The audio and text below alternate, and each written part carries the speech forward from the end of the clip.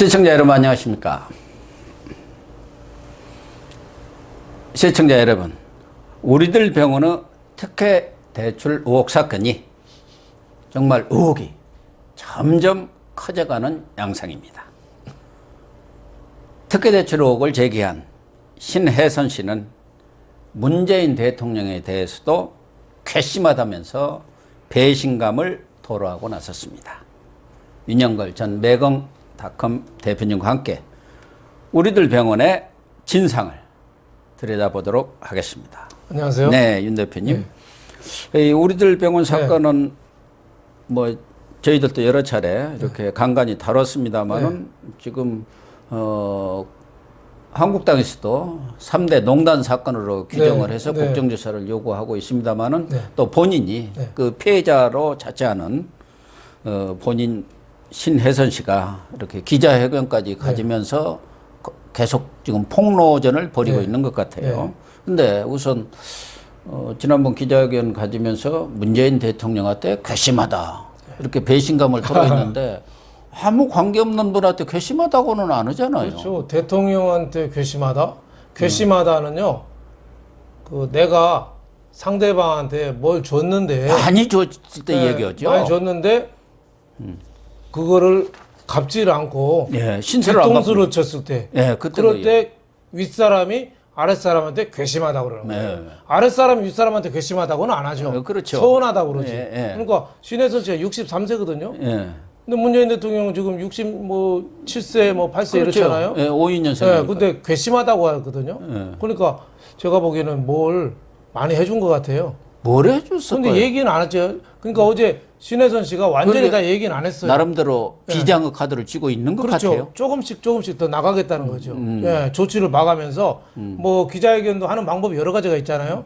옛날에 나훈아처럼 갑자기 탁자위에 올라가서 바지 벗겠다고 그렇게 화통하게 한 완샷에 끝내는 기자회견도 있는가 하면 조금씩 살라미 전술로 조금씩 하는 건데 어제는 그냥 가만 안 있겠다, 또 하겠다 뭐 이런 뉘앙스인데 현직 대통령 보고 괘씸하다. 그리고 양정철 보고는 비굴하다 그랬거든요. 비겁하던가 뭐. 비겁도 아니고 비굴. 이거는 그러니까 여기는 뭔가를 해줬는데 그거에 대해서 속 시원해 답은 못하면서 오리발만 내밀고 쩔쩔매면서 시간 끄는 게 비굴한 거잖아요. 그러니까 여기도 뭔가는 해줬어요 보니까.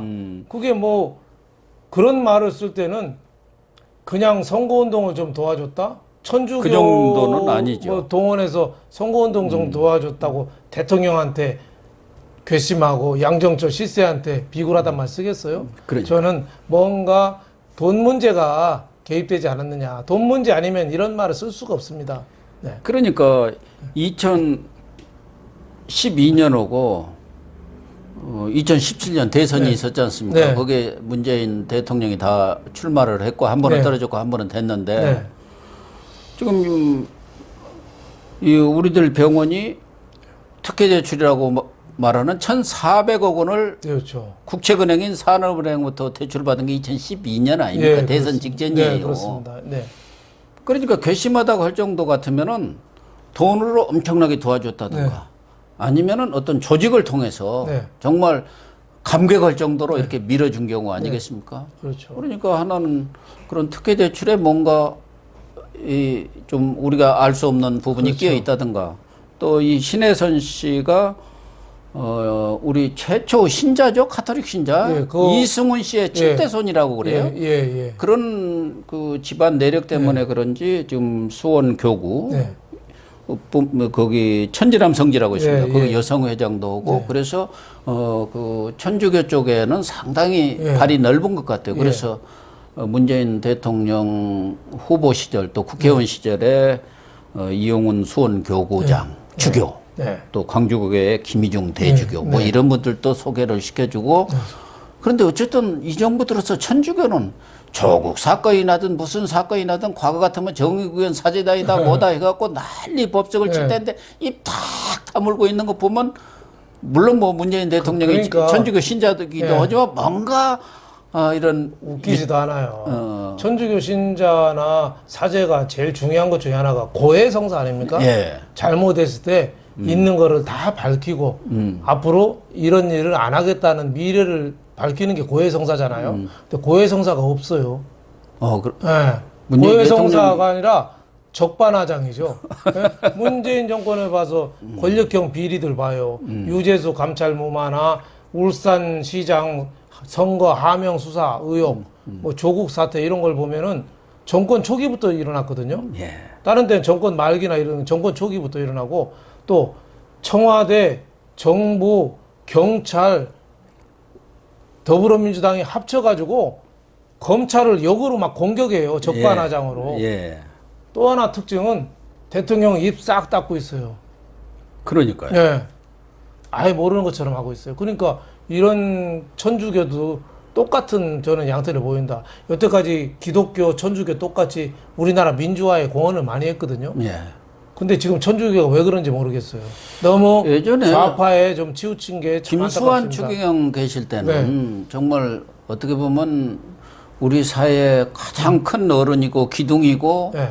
그런 역할을 했지 않습니까? 그렇죠. 정의의 어떤 상징인 것처럼 이렇게 역할을 했고 모든 국민들도 다 신뢰를 했잖아요. 아, 그럼요. 다 존경했죠. 그분을. 근데 뭐 특정 종교를 얘기할 건 아니지만 저도 사실은 천주교가 운영하는 평화방송에서 한 네. 2년 반 정도 있었습니다. 그 개국할 때부터. 네, 네. 해직돼 가지고 갈 데 없어 가지고. 근데 천주교도 어떻게 보면은 내가 거기 있을 때 보면 상당히 보수적이더라고요. 그렇죠. 대다수 보수적이죠. 그 신부님들이라든가 그 주교님들은 그렇죠. 그리고 일부 뭐 이렇게 김수환 추기경이라든가 이런 분들은 좀 뭐 보수 진보라기보다는 뭔가 그 정의의 그렇죠. 편에 서는 그런 역할들을 하시더라고요. 네. 어쨌든 지금 이 우리들 병원이 어떻게 보면은 문재인 정권으로서는 그동안 감춰졌던 내관인데 이게 폭탄이 터진 것 같죠? 네, 뭐 거의 전 터졌다고 봐요. 네. 그러니까 원래는 신혜선 씨가 우리들 병원 이상호 원장 네. 그분이 원래 이제 노무현 대통령을 네. 허리 디스크 수술을 해주면서 이상호가 그랬죠. 예, 네. 우리들 병원이 엄청나게 노무현 정권 때 컸잖아요. 그렇죠. 그래가지고 그룹이 돼버렸잖아요. 네. 산하에 무슨 그렇죠. 제약회사 뭐 해가지고 한 열 몇 개 네. 자회사를 거닐 정도로 됐고 지금은 이혼을 했습니다만은 그 우리들 병원 김수경. 이제 네.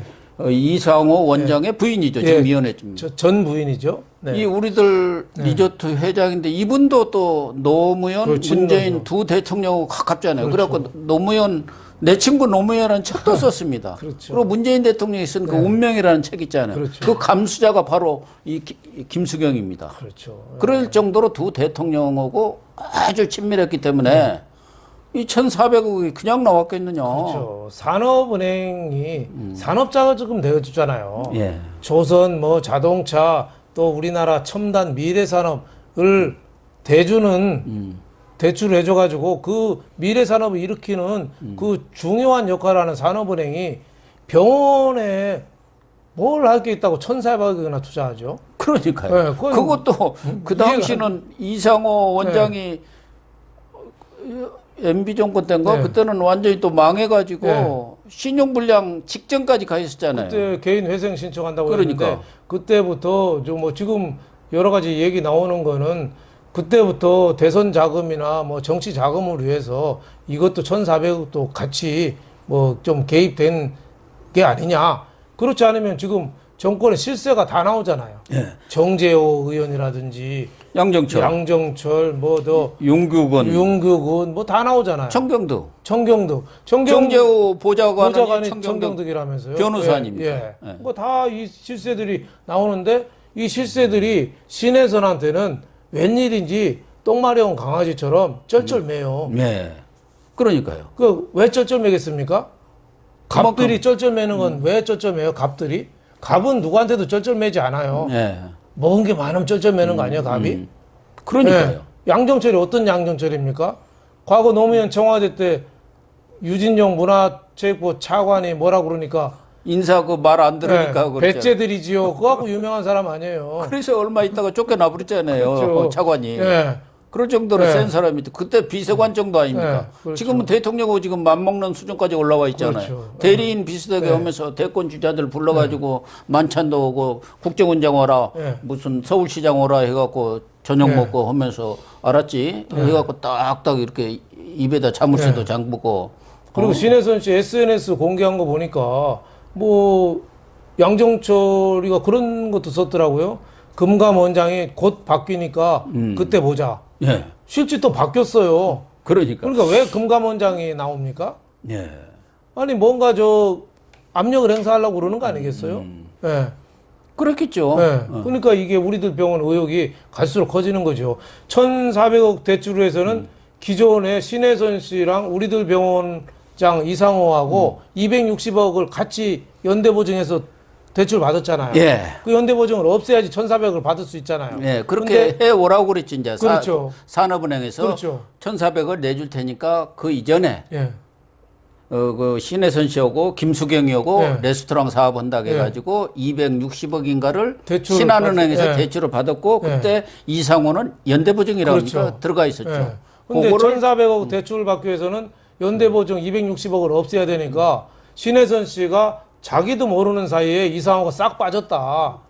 그래서 예, 이거, 문서를 예. 사기로 위조를 하고 그렇죠. 그랬다는 거 위조했다. 아닙니까? 나 날이 난 적도 없는데 뭐 그래서 재판도 오래 한 것 같습니다만은 여기에 대해서는 진짜 문재인 정권이 빨리 설명을 해야죠. 근데 그 아무래도 이해가 안 과정에서 가죠. 예. 경찰서에다가 고소도 하고 뭐 검찰에다도 했는데 검찰과 경찰이 저기 울산 사건은 확대 수사를 하고 여기는 축소 은폐 수사를 했다는 게 지금 그렇죠. 신혜선 씨의 주장 아닙니까? 그렇죠. 거의 수사를 그럼 왜 은폐 수사를 했느냐 이 얘기 아니에요. 그렇죠. 그것도 수사를 해야 되고 대출 과정도 석연치가 않죠. 그렇게 병원에 뭐 미래에 나올 매출을 그 담보로 해서 1,400억이라는데 1,300억이라는 액수는 너무 크잖아요.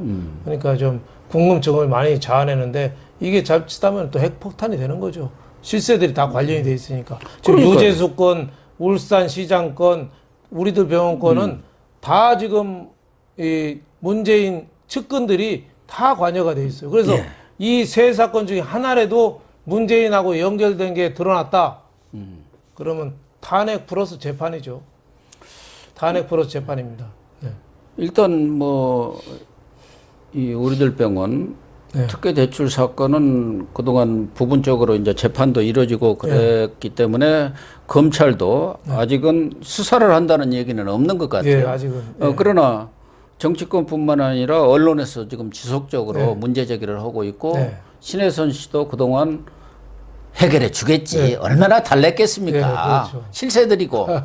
그렇죠. 그래가지고 지금 자기 빌딩이 있는 것도 담보로 제공했는데 그게 이제 공매로 넘어갈 그렇죠. 상황이고 그런 것 같아요. 사실은 공매 처분이 돼가지고 뭐 어디로 팔렸는데 또 어떻게 해서 힘을 썼는지 법원에서 그 그렇죠. 스톱이 됐죠. 수톱이 됐다고 경매에 넘어간 것을 수톱을 시켰다는 거예요. 아니 이미 팔았는데 경매에서 그것도 좀 이상해요. 그것도 이상하네. 왜 법원에서 그걸 스톱을 시키냐 이거예요. 경매에 넘어간 물건을. 그러니까 어디서 얘기를 했겠죠. 아, 우리가 해결할 테니까 일단 그대로 놔둬라. 저 입을 다물어야지. 저기서 말을 쏟아내기 시작하면 나라가 뒤집힌다. 뭐 본인이 이런 정도로 지금 겁을 주고 있는 것 같아요. 그렇죠. 기자들 만나면은 내가 다 털어놓으면은 나라 뒤집힌다. 그러니까 뭔 얘기겠어요. 무슨 자기 신자들한테 우리 대통령 문재인 후보 찍으라고 정도 해가지고 나라 뒤집힙니까? 그렇죠. 그러니까 유재수 그 전 경제부시장, 부산 경제부시장 건하고 우리들 병원하고의 공통점은 금융권이 긴밀하게 개입이 돼 있어서 이게 금융권 전체에 인사나 그 대출이나 뭐 이런 쪽하고 아주 밀접하거든요. 그래서 이게 이 포탄이 굉장히 거미줄처럼 또 확대 엮여서 커질 수도 있다 이런 생각이 듭니다. 그래서 방금 말씀드린 대로 검찰이 지금 몇 개의 사건을 수사하느라고 아직은 여력이 없는 것 같은데 모르죠. 이제 추미애 장관이 들었으면은 그런 거 하지 말어. 뭐 이렇게 할지 모르겠지만 윤석열, 성열인지 서결인지 그 좀 헷갈리게 합니다만 본인이 성열로 불려달라니까 윤석열 검찰이 이런 부분에 대해서도 사실은 수사에 들어가야 하는 거 아닌가요? 네. 여러 가지 의혹들이 네. 제기되잖아요. 뭐 누가 보더라도 합리적인 의혹이죠. 그렇죠. 이런 정도면은 반드시 의혹을 풀어야 될 의무가 있는 거죠. 대통령도 자꾸 딴청만 부리지 말고 네. 여기 대해서 나부터 수사를 해라. 이렇게 나와야 되는 거 아니에요? 유재수 건, 울산시장 건, 이 우리들 병원 건. 근데 지난 정권이 시효기간 지난 장자연 그 수사나 맞아요. 버닝썬 그리고 또 김학의 사건. 별장 성접대 이건 과거 정권하고 관계돼 있으니까 시효가 지나도 끝까지 파서 알려라 이렇게 했잖아요. 네. 근데 우리들 병원 유재수는 지금 정권 건데 이거는 꿀먹은 벙어리예요. 이거 말이 됩니까? 그러네요. 네. 아니 말씀하신- 자기부터 밝게 춘풍추상이 뭐예요? 예. 예? 나한테는 가을서리처럼 차게 하고 냉정하게 하고 남한테는 따뜻한 봄바람처럼 따뜻하게 하라고 청와대 여민간에 붙여놓은 게 춘풍추상이잖아요. 다 근데 비서실에도 네. 하나씩 내려놨다는 거 근데 아닙니까? 그거를 지금 정권은 반대로 하고 있어요.